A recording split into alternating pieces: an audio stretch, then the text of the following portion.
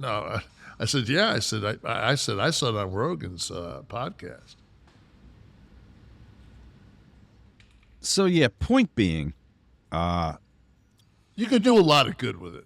You could, and that's an interesting perspective on your part there, being able to, because how much do you need to live on, really, right? If you're talking about $400 million, I have enough I have enough money personally right now for my lifestyle to live.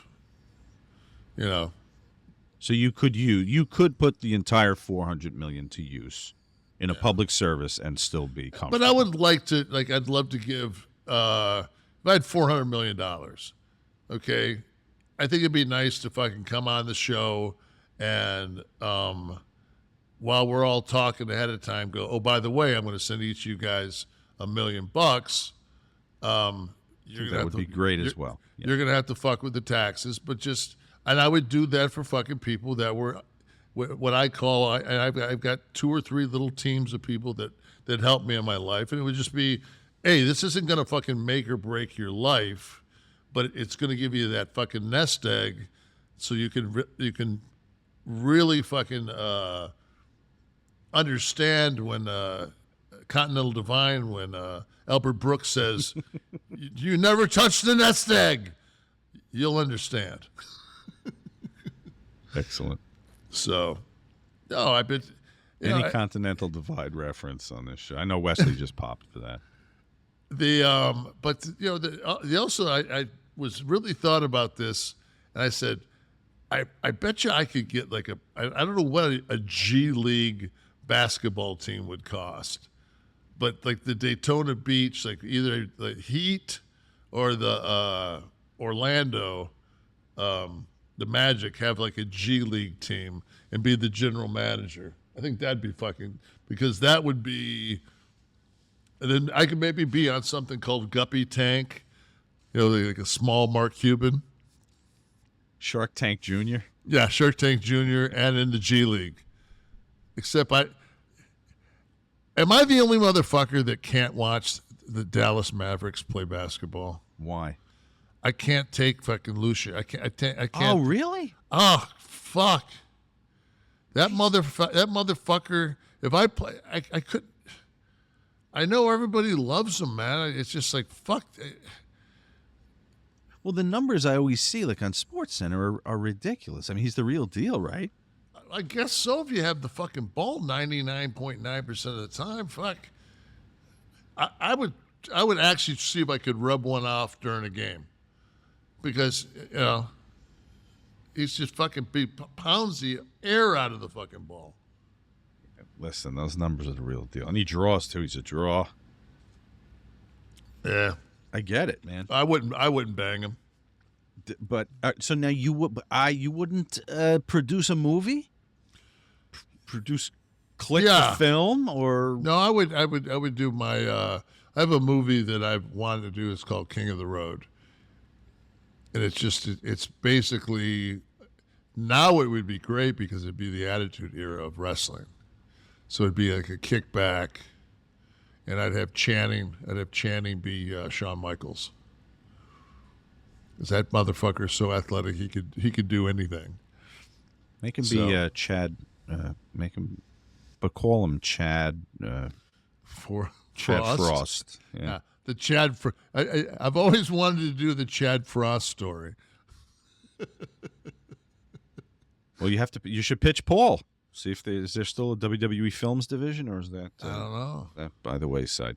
So I pulled some stories of post lottery winning nightmares that we could use for evidence for anyone out there saying that no, there'd be no problem with me winning even something as small, quote unquote, as this person who won a $20,000 lottery.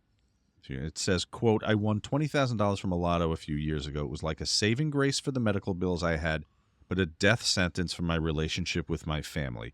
I had family members whom I hadn't talked to in months or years reaching out to me asking for money. I became the inconsiderate, money-hoarding cousin and niece. I don't regret winning the money. It's helped me get into my own home. However, I do regret accepting the money publicly. There it is once again. Is this person from Ethiopia? But unfortunately, $20,000 house. What I the know. fuck? $20,000. I took care of my medical bills, paid off my house. What? Where the fuck do you live? It's a beautiful adobe hut. Yeah. Where do you live? In Jackson, Mississippi, right next to the water purification plant? Jesus. Fucking $20,000. You can't fucking get 20. Can you fill up with that? No. 20 grand? Maybe this letter was sent in 1942 or something. I don't know. Yeah. How about this one? My ex. Go ahead. I would just say signed J. Paul Getty. Right. My ex-fiance won just over $86 million a couple of weeks after he proposed.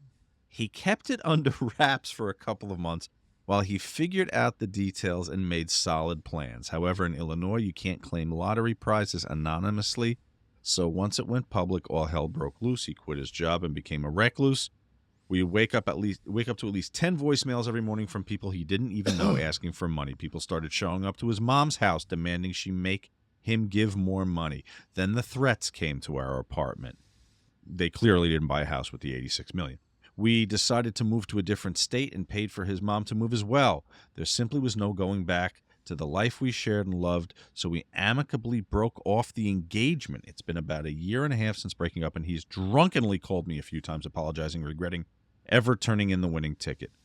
Him and his mom are now safe, but they lost touch with many old friends and relatives. Now my ex is... You know where I thought that was going? That he kept it quiet until he had the prenup drawn up.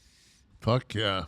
And she was entitled to the $6,000 in the checking account that she... I'd be taking the fucking... If I wasn't married, I'd be...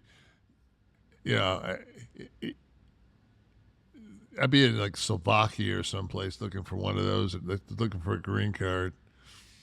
It's like there's a place down in Costa Rica, and it's like all Americans. There's like a Marriott resort down there, and like DiCaprio's got a crib down there. And so I went down, and I was doing some business down there. And I started to meet all the higher ups that, it's almost like the mafia down there. Every one of these guys has got like a 22-year-old Costa Rican with like a double G, rack job, teeth that look like the Ultimate Warriors, little, giant teeth and just tombstones in the mouth. Yeah, it's just like, and it was so insane. And I'm thinking to myself, like, with the Blue Chew, fucking, I remember when Viagra first came out. I remember when Bob Dole did the commercial. Do you remember that? Yeah, Bob Dole did a commercial. They were just like, and I forget what comedian it was, but just like, the last thing I want to think about is Bob Dole with a fucking heart on. It was probably Norm Macdonald, because he did a very good Bob Dole impression. Do you remember that? And he would do the stiff hand with the pencil in it too. Yeah, there are a lot of problems with the lottery. I would need to security would be first. I'd be very nervous about all, especially with young kids. I would need something to relax me, like Mind Bloom. Now, anxiety, stress, depression. This is me.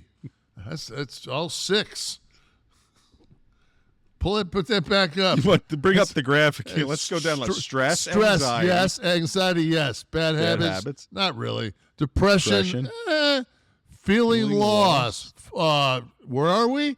And lack of purpose. You're looking for the building that you're in already, remember? Yeah, exactly. Where am I? Listen, this is you, but many more of us.